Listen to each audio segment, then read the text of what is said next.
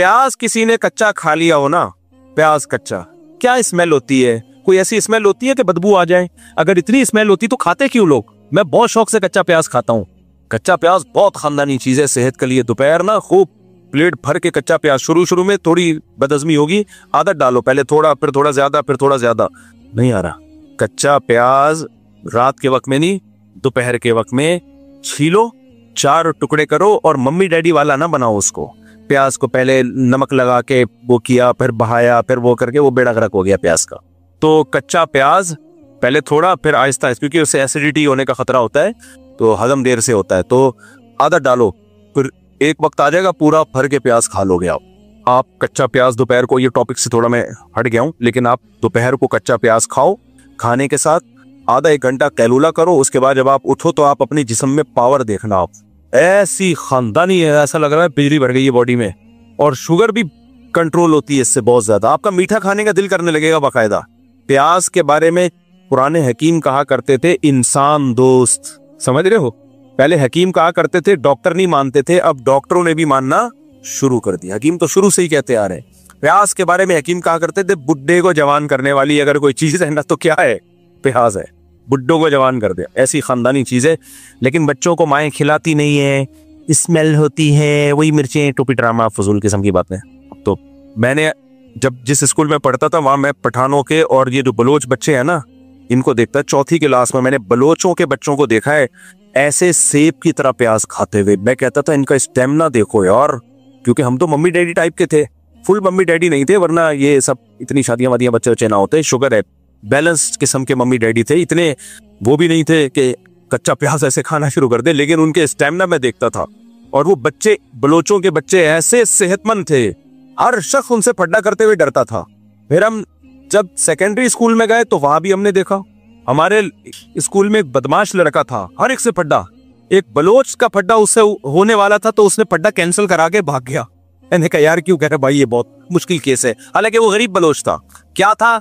ऐसे प्याज खाते थे सेब की तरह, नाक से पानी। और 4th क्लास का बच्चे में ये स्टेमिना, बच्चा भी नहीं, को एजुकेशन था 5वीं क्लास तक हमारा, तो बच्ची थी वो बलोच बच्ची, ऐसे प्याज खा रही थी। हम कहते भाई, तो बच्चे को जिस चीज की आदत डालोगे डल जाएगी आदत। माए नहीं खाने देती, आंसू निकलेंगे, नाक बहेगी। बहने दो यार, बच्चे को कुछ मम्मी डैडी से निकालो। तो वो सोचो कितनी फिर उनकी सेहत होती थी। प्याज आपकी जरासीम मार देता है बॉडी में जाके, बहुत फायदेमंद चीज है। लेकिन एक स्मेल होती है, इतनी गंदी नहीं होती कि उल्टियां आ जाएं। तो नबी ने प्याज खाने से मना नहीं किया, हलाल चीज है भाई, खाओ। लेकिन जब इज्तिमाई मामला होगा तो मस्जिद में आने से पहले अगर किसी ने खा लिया तो आपने फरमाया ला यक़रबन्ना मुसल्लाना, हमारी नमाज मस्जिद के करीब भी ना फटके हो, अंदर घुसना तो दूर की बात है। अब आपने कच्चा प्याज खा के आप आ गए मस्जिद में, आपको डकार आई। सबको तकलीफ नहीं होती, जो खुद खा के आया होगा उसको कहाँ तकलीफ होगी, वो उससे बड़ी डकार आपके मुंह पे ले लेगा, डकार डकार के मुकाबले शुरू हो जाएंगे।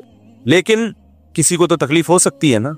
एक आदमी को तकलीफ हो गई, वो आया यार तुमने प्याज खाई है, और तो देखो अब कोई प्याज खा के मस्जिद में आ गया, हमारा बयान सुना, इतने फजाइल प्याज के, कच्चा प्याज खाया, मस्जिद में आया, हल्की सी डकार आई, तीसरे आदमी को तकलीफ हुई, उसने आके कहा यार, हालांकि कोई ऐसा नहीं तकलीफ होगी कि कलाबाजियां खा के गिर जाएगा, उल्टियां, कुछ भी नहीं होगा, लोग पता नहीं क्या क्या बदबुएं लेके आ रहे होते हैं मस्जिद में।